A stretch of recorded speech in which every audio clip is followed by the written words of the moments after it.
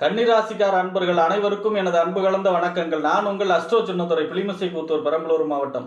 நிகழும் மங்களகரமான குரோதி வருடம் தமிழ் மாதங்களில் 11வது மாதம் மாசி மாதம் கன்னிராசிக்காரர்களுக்கு எப்படிப்பட்ட கிரக நிலைகள் இருக்கிறது, அதனால் என்ன பலன்கள் ஏற்படும், இந்த மாதம் செய்யக்கூடிய வழிபாடுகள் என்ன, பரிகாரங்கள்லாம் என்ன என்பதையெல்லாம் பற்றி இந்த காணொலியிலே பார்ப்போம்.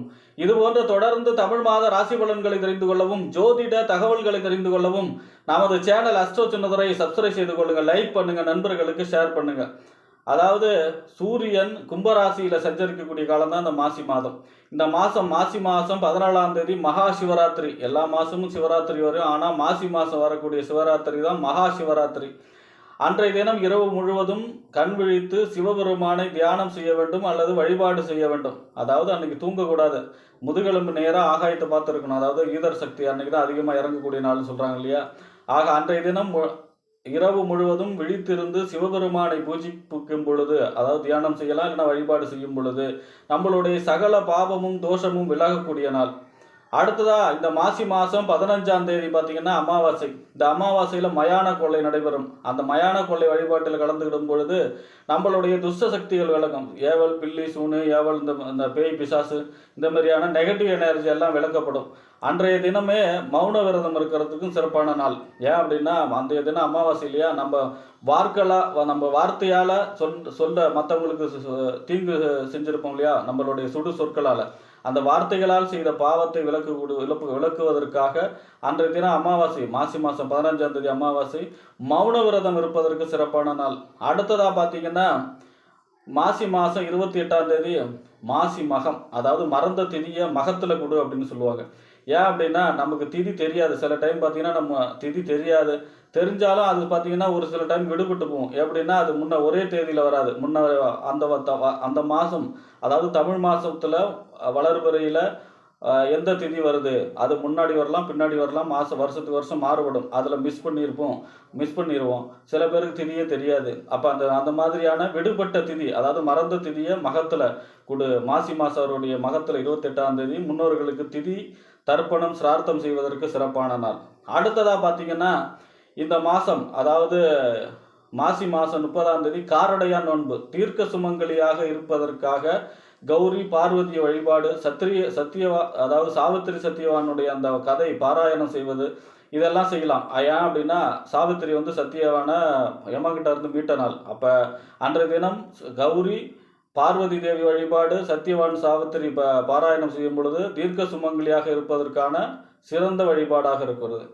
ஆக இந்த மாதம் இப்படிப்பட்ட சிறப்பு வாய்ந்த இந்த மாசி மாதத்திலே கன்னிராசிக்காரர்களுக்கு உங்கள் ராசிநாதன் புதன், அதாவது உங்கள் ராசிக்கும் 10ஆம் இடம், தொழில், புகழ், அந்தஸ்து, கௌரவம், இந்த 10ஆம் இடத்துக்கு அதிபதியும் யாரு? புதன் தான். 6ஆம் இடத்துல நோய், எதிரி, ஒப்பு, வழக்கு, கடன் ஸ்தானத்தில் போய் மறைகிறார். 15ஆம் தேதி வரை தான். 15ஆம் தேதி பிறகு 7 போயிடுவார். ஆனால் 15ஆம் தேதி வரைக்கும் கவனம், ஆரோக்கியத்தில் அக்கறை தேவை. ஏன்னா 10ஆம் இடத்து அதிபதி, அதாவது 10ஆம் இடத்து அதிபதியும் அவர் தான். தன்னோட புகழ், அந்தஸ்து, கௌரவத்துக்கு, தொழிலுக்கும் அதிபதி அவர் தானே.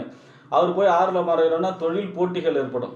அதாவது தொழில் சம்பந்தமான தொழில் செய்கிற இடத்துல பக்கத்துக்காரங்களால் ஒரு சில பிரச்சனைகள் ஏற்படலாம்.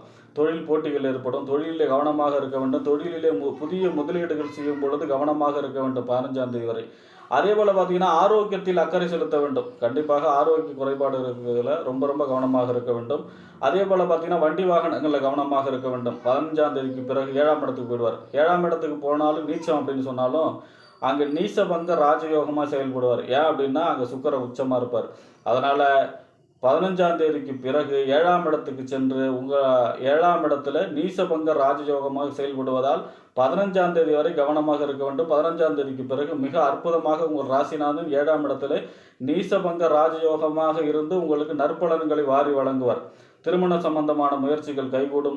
அதே போல் பார்த்தீங்கன்னா தொழில் வளர்ச்சி இருக்கும், கூட்டு தொழில் வளர்ச்சி இருக்கும், நண்பர்கள் வழி அனுகூலங்கள், ஆதாயங்கள் இருக்கும். அதாவது இந்த சமூகத்தில் உள்ள பெரிய மனிதர்களுடைய தொடர்பு ஏற்படக்கூடிய அமைப்பாக இருக்கும். தனக்கு புகழ், அந்தஸ்து, கௌரவம் எல்லாம் உயரக்கூடிய அமைப்பாக இருக்கும். 15ஆம் தேதிக்கு பிறகு அற்புதமாக உங்கள் ராசிநாதன் இருக்கிறார். அடுத்ததாக பார்த்தீங்கன்னா 15ஆம் தேதி வரைக்கும் நின்ற பெருமாளை வழிபாடு செய்வது சிறப்பு. அதே போல் பார்த்தீங்கன்னா அடுத்ததாக உங்கள் ராசிக்கு 2ஆம் இடம் வாக்கு, தனம், குடும்பஸ்தானத்துக்கு அதிபதியும் 9ஆம் இடம் என்று சொல்லக்கூடிய தந்தை ஸ்தானம், அதே போல தொலைதூர பயணம், பாக்கியஸ்தானம் என்று சொல்லக்கூடிய உயர்கல்வி ஸ்தானம், இந்த 2க்கும் 9 கூடையவர் யார் அப்படின்னா சுக்கிரன். சுக்கிரன் உங்க ராசிக்கு இந்த மாசம் 7ஆம் இடத்துல உச்சமாய் சஞ்சரிக்கிறார். உங்க ராசியை 7வது பார்வையை வேற பார்க்கிறார். 10வதுக்கு ராகுவோட சேர்ந்து சஞ்சரிக்கிறார். உங்க ராசியிலே கேது இருக்கார். அப்ப 7வது பார்வையா உங்க ராசியில உள்ள கேதுவை பார்க்கிறார். அப்ப ராசியை கேது பார்க்கிறார் அப்படின்னா சுபத்துவம் அடைகிறது. ராகுவோட சேர்ந்து சஞ்சரிக்கிறார்னா ராகு சுபத்துவம் அடைகிறது. 10வதுக்கு குரு வக்ர நிவர்த்தி ஆயிட்டார். அதாவது இந்த தை மாசம் பிப்ரவரி மாசம் 4ஆம் தேதி பார்த்தீங்கன்னா வக்ர நிவர்த்தி ஆயிட்டார். ஒரு 4 மாசமா கன்னி ராசிக்கு குரு 9ல் இருக்கு.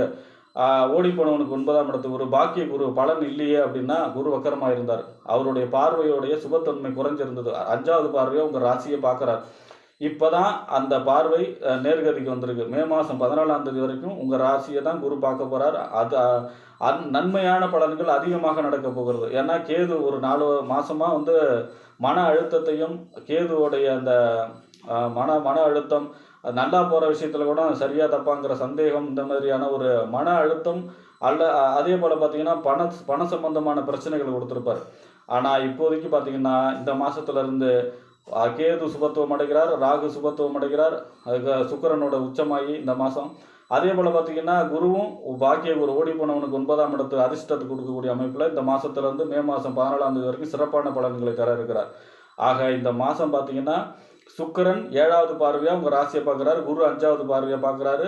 உங்களுக்கு அதாவது சுபத்தன்மை ஆரோக்கியம் மேம்படும், சிந்தனை தெளிவு பிறக்கும், ஏதாவது என்ன செஞ்சால் வெற்றி பெறலாங்கக்கூடிய அந்த அறிவு பிரமாதமாக இருக்கும். அதே போல் பார்த்தீங்கன்னா ஒரு தெளிவு எதை எடுத்தாலும் குழப்பமான மனநிலை இல்லாமல் ஒரு தெளிவான மனநிலைக்கு வரக்கூடிய அமைப்பாக இருக்கும். திருமணம் சம்பந்தமான முயற்சிகள் கைகூடும். அதே போல் பார்த்தீங்கன்னா 7ஆம் இடங்கிறது வாடிக்கையாளர்கள், உங்களுடைய வியாபாரத்தில் வாடிக்கையாளர்கள் பெருகக்கூடிய அமைப்பாக இருக்கும். அது கண்டிப்பாக திருமணம் கைகூடக்கூடிய அமைப்பு. 7ல் சுக்கிரன் உச்சம் உங்கள் ராசியை பார்க்குறதுனால திருமணம் சம்பந்தமான கொடுப்பனை இருக்கிறது. வாழ்க்கை துணை வழியாக திருமணமானவர்களுக்கு வாழ்க்கை துணை வழியாக அவங்க வீட்டில் இருந்து அனுகூலங்கள் ஆதாயங்கள்லாம் கிடைக்கக்கூடிய அமைப்பாக இருக்கிறது. ஆக சுக்கிரனும் அனுகூலமாக இருக்கிறார். அடுத்ததாக பார்த்தீங்கன்னா உங்கள் ராசிக்கு 3க்கும் 8க்கும் உடையவர். 3ஆம் இடம் என்பது இளைய சகோதர ஸ்தானம், முயற்சி ஸ்தானம், வெற்றி ஸ்தானம். 8ஆம் இடம் என்பது மறைவு ஸ்தானம், ஆயுள் ஸ்தானம். இந்த 3க்கும் 8க்கும் உடையவர் யார் அப்படின்னா செவ்வாய் உங்கள் ராசிக்கு 10ஆம் இடத்துல சஞ்சரிக்கிறார். அதாவது செவ்வாய் 10ஆம் இடத்துல சஞ்சரிக்கிறாருன்னா அதுக்கு பேர் என்னன்னா திக்பலம், வலிமையாக இருக்கக்கூடிய அமைப்பு. தசம அங்காரகா அப்படின்னு சொல்லுவாங்க. 10ஆம் இடத்துல தொழில் ஸ்தானத்தில் செவ்வாய் இருப்பது தொழிலை வலுப்படுத்துவதற்கு அவ்வளவு சிறப்பு. அதில் பார்த்தீங்கன்னா 12ஆம் தேதி வரைக்கும் வக்கரகதியில் இருக்கார். 12ஆம் தேதிக்கு பிறகு நேர்கதியில் வந்துடுவார். அப்போ தனக்கு புகழ், அந்தஸ்து, கௌரவம் உயரக்கூடிய அமைப்பு, அதே மாதிரி தொழில் வளர்ச்சிக்கூடிய அமைப்பு, புதிய தொழில் தொடங்கக்கூடிய அமைப்பு, தொழிலை விரிவுபடுத்தக்கூடிய அமைப்பு, தொழிலை ஒரு பிரம்மாண்ட நிலைக்கு எடுத்து செல்லக்கூடிய அமைப்பு, இளைய சகோதர வழி அனுகூலங்கள் ஆதாயங்கள் பெறக்கூடிய அமைப்பு, புதிய ஒப்பந்தம் கையெழுத்தெல்லாம் கிடைக்கக்கூடிய அமைப்பு. ஏதாவது கான்ட்ராக்டுலாம் எதிர்பார்த்துக்கிட்டு இருந்தவங்களுக்கு அந்த கான்ட்ராக்ட் ஒப்பந்தங்கள்லாம் கிடைக்கக்கூடிய அமைப்பு, ஒரு நல்ல செய்தி சேரக்கூடிய அமைப்பு, தனக்கு கீர்த்தி ஏற்படக்கூடிய அமைப்பு, எடுத்த காரியம் அனைத்தும் வெற்றி பெறக்கூடிய அமைப்பாக இருக்கும். 8ஆம் இடத்துக்கு 10ல் இருந்தார்னா தொழிலில் ஒரு சில போட்டி பொறாமைகள் இருக்கும். அதையும் கவனமாக இருக்கணும். அதையும் வெற்றி கொள்ளக்கூடிய அமைப்பாகவே இருக்கும். அப்போ செவ்வாயும் இந்த மாதம் உங்களுக்கு அனுகூலமான பலன்களை தர இருக்கிறார். அடுத்ததாக உங்கள் ராசிக்கு 12ஆம் இடம் அதிபதி சூரியன், அதாவது அயன சயன போகஸ்தானம், விரயஸ்தானம், வெளிநாடு சம்பந்தமான ஸ்தானம் என்று சொல்லக்கூடிய 12ஆம் இடத்துக்கு அதிபதி சூரியன் 6ஆம் இடத்துல மறைகிறார். அதாவது ஒரு மறைவு ஸ்தானாதிபதி மற்றொரு மறைவு ஸ்தானத்தில் மறைந்து அதுக்கு பேர் என்னன்னா விபரீத ராஜயோகம், கெட்டவன் கிட்டிடும் ராஜயோகம். அப்போ நோய் எதிரி 9 வழக்கடனில் 12ஆம் இடத்து அதிபதி மறைகிறார்னா நோயை ஜெயிக்கக்கூடிய அமைப்பு, எதிரியை ஜெயிக்கக்கூடிய அமைப்பு, கடனை ஜெயிக்கக்கூடிய அமைப்பு, கடனை அடைக்கக்கூடிய அமைப்பு, எதிரியை ஜெயிக்கக்கூடிய அமைப்பு, கோர்ட்டு கேஸ் வழக்கு எல்லாத்தையும் ஜெயிச்சு வெற்றி பெறக்கூடிய அமைப்பாக சூரியன் சஞ்சரிக்கிறார். ஆக இந்த மாதம் பார்த்தீங்கன்னா உங்களுக்கு எல்லா கிரகங்களும் அனுகூலமாக இருக்கிறார். ஹைலைட்டாக சுக்கிரன் 7ல் உச்சம், குரு 9ஆம் இடத்துல வக்கர நிவர்த்தியாகி உங்கள் ராசியை பார்க்குறார். ஆக இந்த மாதத்திலிருந்து ஒரு புதிய உற்சாகத்துடன் உத்வேகம்னு சொல்லுவாங்க இல்லையா, உத்வேகத்துடன் செயல்படக்கூடிய மாதமாக இந்த மாதம் கன்னிராசிக்காரர்களுக்கு அமையும் என்று கூறி விடைபெறுகிறேன். நன்றி, வணக்கம்.